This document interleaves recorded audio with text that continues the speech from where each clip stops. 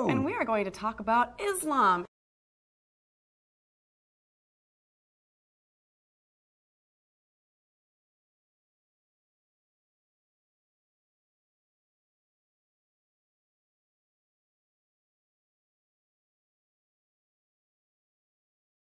Because there is a prevailing condemnatory climate against minorities, whether it's African Americans or Muslims. They will always be vilified to justify the perpetuation of the mainstream narrative, which is the domination of corporate media and the business interests of United States corporations overseas, and anything that conflicts with that will be ultimately vilified.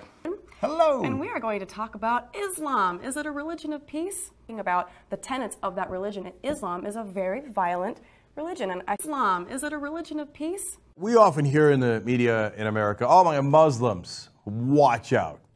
Terrorists, their religion is not like the other religion. A religion of peace? Of course not. Don't be ridiculous, right? I mean, these guys are far more inclined towards violence than other religions. Well, that's interesting. UC Berkeley political scientist M. Stephen Fish decided, hey, you know what? Why don't I check that out, see if that's true? Now, there's a lot of different ways that you can judge this, and there's a lot of different metrics you can use, but he thought, why not look at the murder rates in Muslim countries and non-Muslim countries and see how they relate? I mean, if there's something intrinsic to the religion of Islam that leads to violence, it might not just show itself in terms of terrorism or wars. And remember, it's not like the Muslims started the war in Iraq. We started the war in Iraq, right? And then a lot of violence broke out. But murder is a different category. It's, intentional homicide, and it's judged based on crime statistics. So let's check that out, okay? I thought that's an interesting idea. So he explains, predominantly Muslim countries average 2.4 murders per annum per 100,000 people, compared to 7.5 in non-Muslim countries. What? The percentage of the society that is made up of Muslims is an extraordinarily good predictor of a country's murder rate. So get a load of this. More Muslims equals less murder.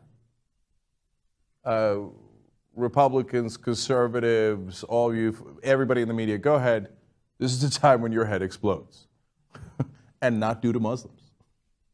Islam, is it a religion of peace? Did you know that only 2% of all terrorist attacks were committed by Islamic groups or individuals?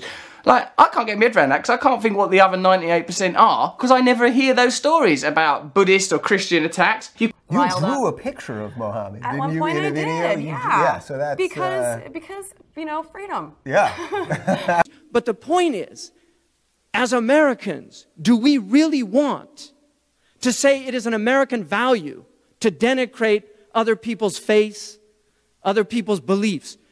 We can criticize those beliefs, write intellectual tomes.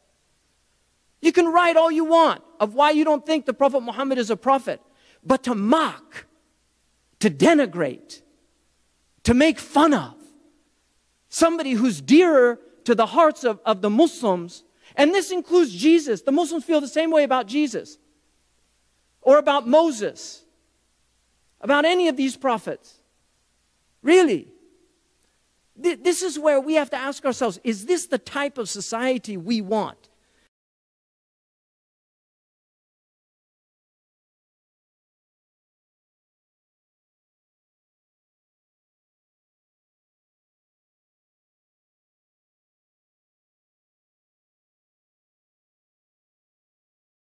Because freedom. Yeah. If you denigrate somebody racially in the public space, you will lose your job.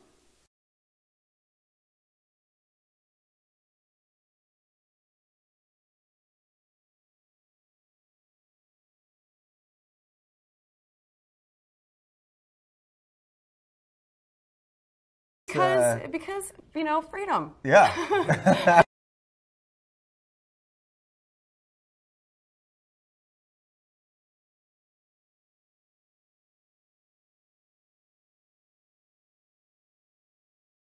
In France, women are now officially banned from wearing full-face veils in public after controversial law came into effect.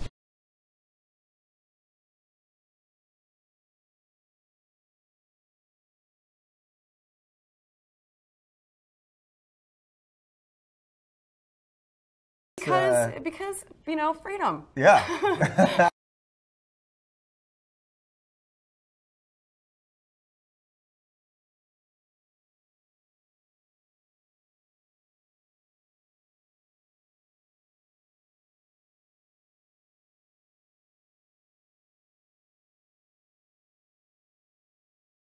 So that's the other thing is, so then a lot of times they'll say, well, you're Islamophobic, which is, I don't fear Islam. I'm not a Christianophobic or a Jewophobic. That would be, I don't fear any religion.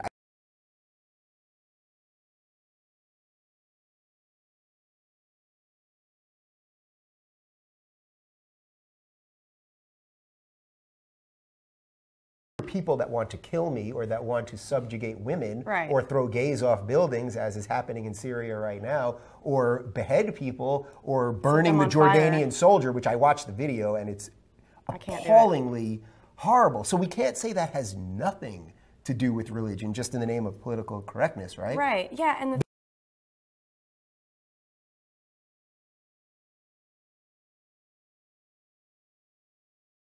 or burning the Jordanian soldier, which I watched the video and it's appallingly horrible. So we can't say that has nothing to do with religion. Just this is not Islam. Prophet of Islam made it very clear in the soundest statements related in the books of tradition that no human being should torture by fire. Not even animals are allowed in Islamic law, to be tortured or burned by fire, whether alive or dead. What about a human being and a prisoner of war? We can't say that has nothing to do with religion.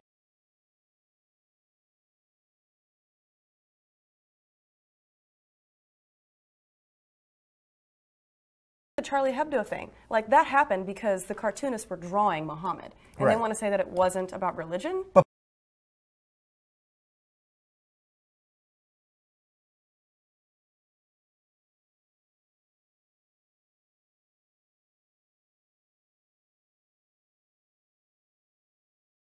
And I do not know of a single alim in the whole world, of whatever madhab, of whatever methodology or theology, who says that a lone Muslim anywhere in the world can become judge, jury, and executioner and just go and start killing people and rampaging, especially in a land that never claims to be ruled by the laws of Islam. Even if you think some laws are Islamic, in an Islamic state, you will go to the court and you will get the judge and the government. How about when the state is not Islamic and the laws are not Islam? How can you take a book of fiqh and then cut and paste it and then bring it into a society and a land that is not ruling by those laws? Wallahi, this is ignorance on top of jahala.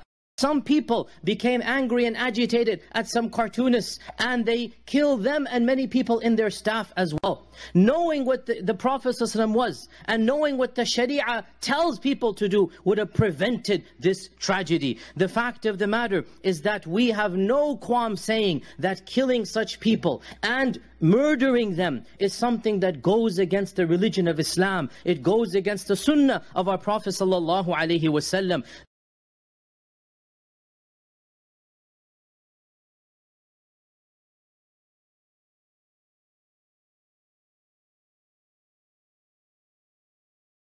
But in the Quran it says if you are a member of the faith and then you leave, or if you're not a member of the faith, that you deserve death. Right. You know? Right. So it literally says that if you leave, you deserve death, that for apostasy, right? Right. Like and in fact, no punishment in the Quran is mentioned for a person leaving Islam, punishment to be given to the person in this life by the Muslim juridical courts. So people that want to kill me or that want to subjugate women Right. or throw gays off buildings, as is happening in Syria right now,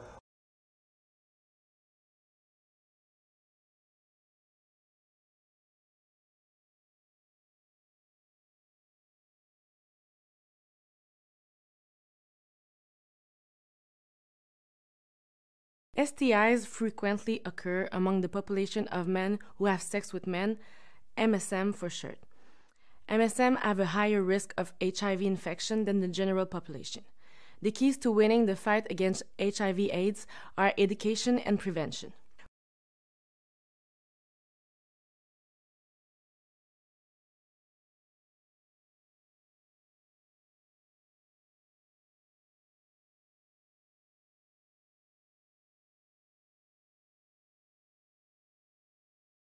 Like in Uganda, they have Christian leaders, fundamentalist leaders, who say that if you're gay, you should be executed. That's right. Right? Yeah. So that also happens. Have you condemned what's happening in Uganda?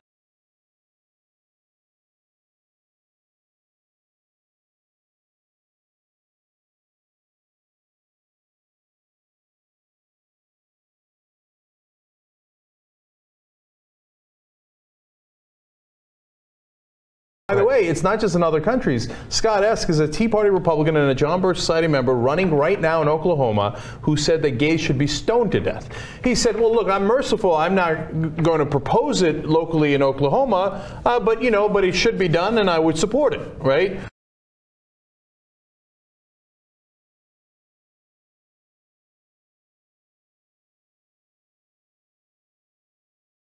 Great. Two Israeli researchers are suggesting there's still homophobia and it's partly responsible for why some gay Israelis are choosing to emigrate.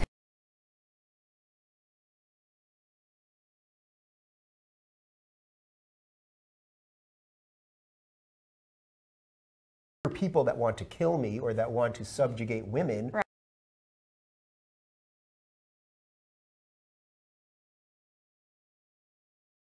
That want to subjugate women. Right. Women are treated with respect in Islam. Do some Muslim men mistreat women? Certainly. As American men mistreat some women. But it's not in the teachings of Islam. In fact, the Muslim woman is supposed to be protected. The men are the protectors and the maintainers of the women. So I can just say it briefly that the women is supposed to be given great respect and great protection in the Muslim community. And I am ashamed to see that 102,000 American women are raped a year. It's a shame how women are battered, and these shelters are filled with women who are battered by their husbands and by their boyfriends, beat up and killed. So hopefully that shouldn't happen in Islam. It doesn't happen in Islam. I hope it doesn't happen among some Muslims. I'm also embarrassed that this society has become so free that they parade their women naked, magazines. And right now there's been a lot of stings on the internet. There are people that trade pictures of women that want to subjugate women. Right.